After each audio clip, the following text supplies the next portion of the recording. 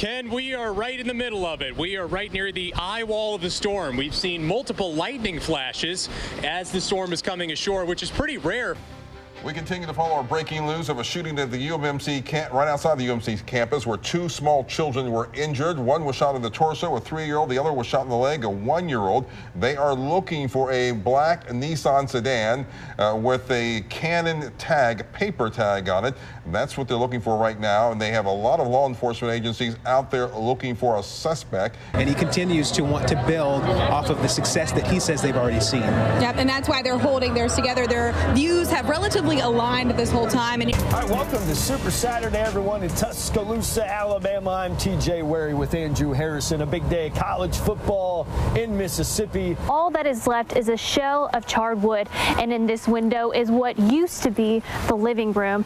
And on the front porch, most of the burned items are just unrecognizable, except for this kerosene heater, which is what fire officials are blaming this devastation on. Literally boiling crawfish out here. 750 of these critters.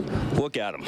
Right in that pot. All the seasoning, anything you could want right there. I was here earlier today when Joshua McCaskill emerged from the rubble and shouted to his wife in the car, "I found it. I found our marriage certificate." The rain is coming down very heavily. A lot of lightning strikes around this area as well. Let me go ahead and flip it around. You can see, I mean, our visibilities are extremely low. Myron, that fishy smell is just overwhelming out here, and there are several neighbors right on this lake that are now having to deal with that smell, along with the flies and buzzards that have been attracted to this area. And a very small group gathered here at Weedman's to show his support. This is him arriving now. So excited. I'm so excited. You can tell, I mean, oh my goodness, you might have been able to see that on camera. I mean, that it probably just struck, I would say, 50 yards in front of us. I'm going to venture to say this is probably the best place if you're coming to Vicksburg to watch those fireworks tonight. Not only is this an amazing viewing area. What does that mean? What are the chances of a runoff situation here or taking this outright?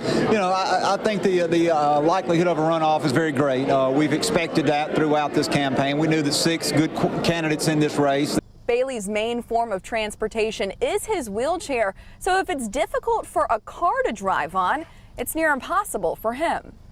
I love Mississippi, and I love being with you in Mississippi. Thank you very much. Thank you. It was February 17, 2010, around 11:45 at night, when the Adams County Sheriff's Office got a call about shots fired at number 5 East Street in the Fenwick community just outside of Natchez. When deputies arrived, they say it was a scene like no other. We responded out to that residence that day, and upon our arrival, we were met by one of the victims who was sitting in a swing saying that she had been shot, and we could see her bleeding from her left side. Once we entered the residence, we found 2 more deceased persons in there and another one that had been pistol whipped. That's what we constantly heard. It wasn't supposed to happen. Right. It was a home invasion, and 8 people were inside at the time. The 2 people killed, 51-year-old Carl Williams and 19-year-old Stephanie Anderson.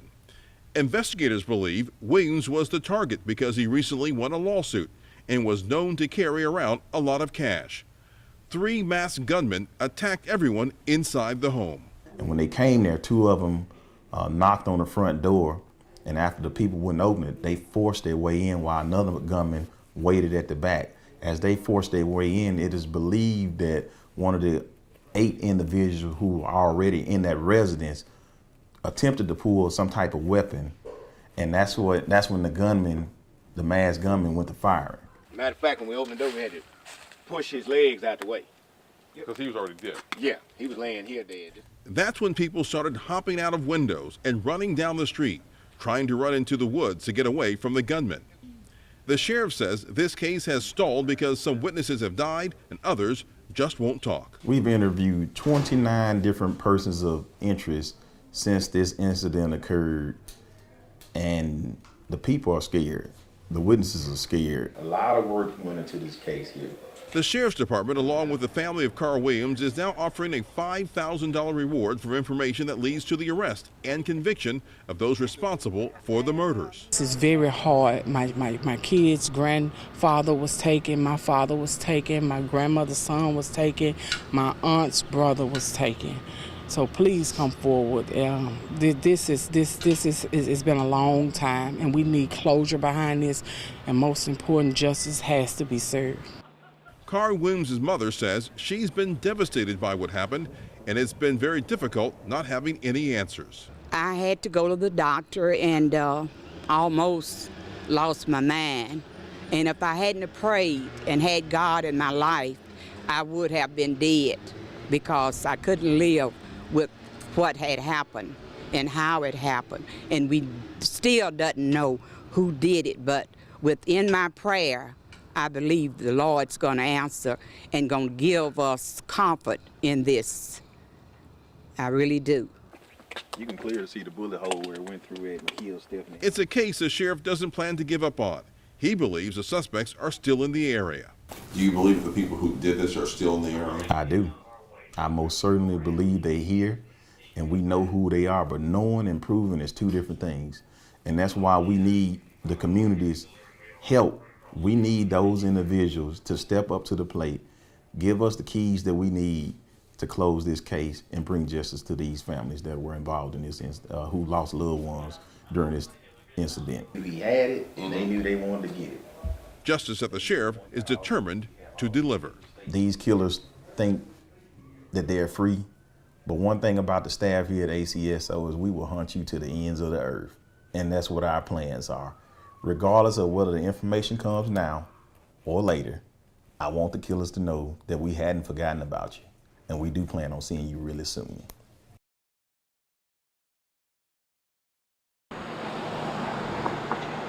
There's one way on Parris Island and one way off. Recruits used to arrive by boat, now it's by bus, and these teachers are about to see what happens when recruits pass through the gates as civilians for the last time. I'm kind of nervous about that. Pick your heads up, scream out, sir! Yes, sir! Get off the bus right now! Hey, sir! Mommy! I'm gonna fall in line. I'm gonna do everything he says. Should you become ill or experience any medical or physical problems, 80 teachers from the South played the role of a Marine recruit during what's called the Educators Workshop. It's less than a week of a simulated training, only a taste of the actual 13-week boot camp, but it's definitely not for the lighthearted.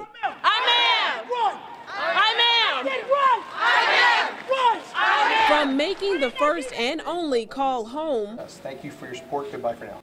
Take the court, take the court, take the court! Ah! The court! Get in line, yes, sir! Yes, sir! To gaining their self-esteem on the confidence course. Go, ladies! Yes! The confidence course, oh my gosh, I struggled and I didn't do very well, but it was so much fun. Amanda Silas and Clara McDaniel were the only Mississippi teachers in the bunch. We may not complete it very graceful, but we were not going to tap out. Your arms are parallel to the deck and lock. The workshop is designed to show teachers that the military is an opportunity for high school graduates, not a last resort. You want to be a Marine and you can read, and that's not and that's a misconception that's out there, is that Marines are this unintelligent service. It's not all brawn and bullets. In fact, recruits go through over 100 hours of academics and can leave boot camp with 9 college credits. It's not Marines or the college, it's Marines and college, or college and Marines, so it's a wonderful opportunity. From Parris Island, Candace Coleman, WJTV 12.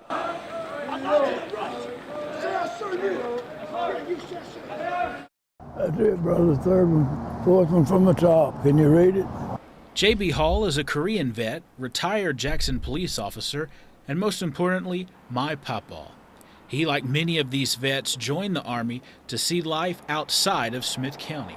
We did odd jobs and trying to make $10 to go to town with on Saturday night, and sometimes you didn't have $5 to even buy a jar of homebrew with or nothing. And we just got tired of it. There we go. Feeling like his involvement in the war was inevitable, he decided to volunteer. They're gonna get us, there ain't no doubt about that, because they're drafting a bunch of guys.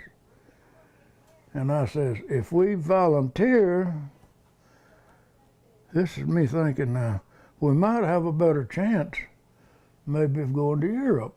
After basic training, it didn't take long for a fresh-faced Private Hall to find himself not in Europe, but on his way to war in Korea.